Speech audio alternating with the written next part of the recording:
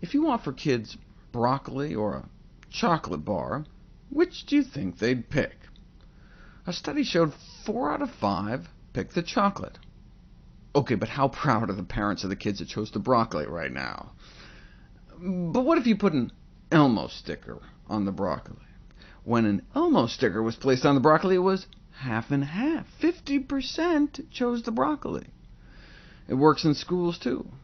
A picture of SpongeBob saying, "Got beans," and 37% more boys, 70% more girls chose green beans. One little sign, and kids were eating significantly more vegetables.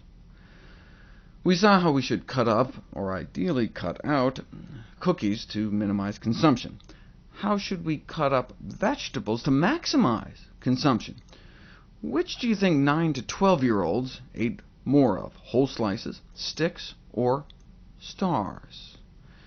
And do they like them bigger or smaller?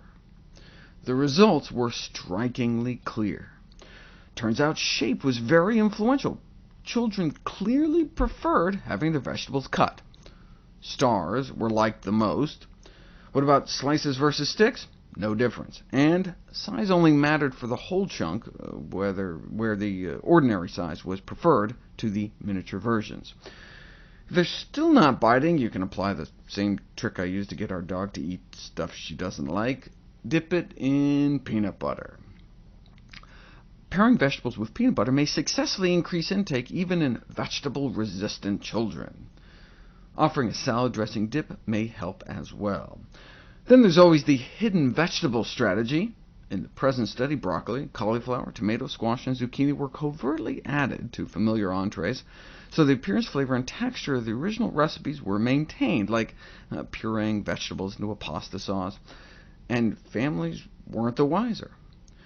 This shouldn't be the only way, though. Covertly incorporating vegetables into foods can have a beneficial effect on children's vegetable intake, but it should not be the only way the vegetables are served to children. Because the liking of an originally disliked vegetable can be increased through repeated exposure, it's important to use several strategies to ensure that children experience different forms of vegetables, especially whole vegetables, because they're not going to live at home forever. Worst comes to worst, you can make a video game.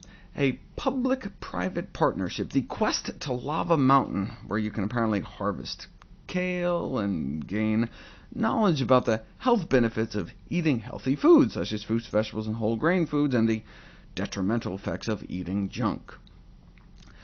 What may be the best way, though, to get kids to eat more fruits and vegetables?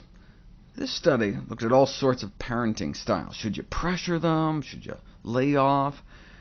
And what was the most important factor?